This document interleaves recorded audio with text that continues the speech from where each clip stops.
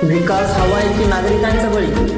येवला मनमाड रस्त्यावरील डांबर प्लांटमुळे चिमुरड्यांचे आरोग्य धोक्यात, प्रशासनावर संताप। येवला मनमाड रस्त्याचे काम झालेच पाहिजे, याबद्दल कोणाच्याही दुमत नाही, पण हा विकास करताना आमच्या लहान मुलांच्या जीवाशी का खेळले जात आहे? सर्वसामान्य नागरिकांच्या जीवाला काहीच किंमत उरलेली नाही का?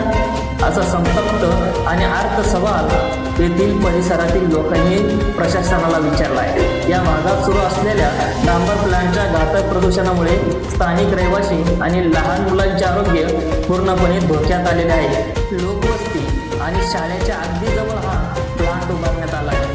24 तास या प्लांटमधून निघणारा विषारी धूर हवेत पसरत आहे। यामुळे शाळेत बसणाऱ्या मुलांना कोंडल्यासारखे वाटत आहे, कारण याच डांबराच्या विषारी धुरामुळे लहान मुलांना त्रास होत आहे।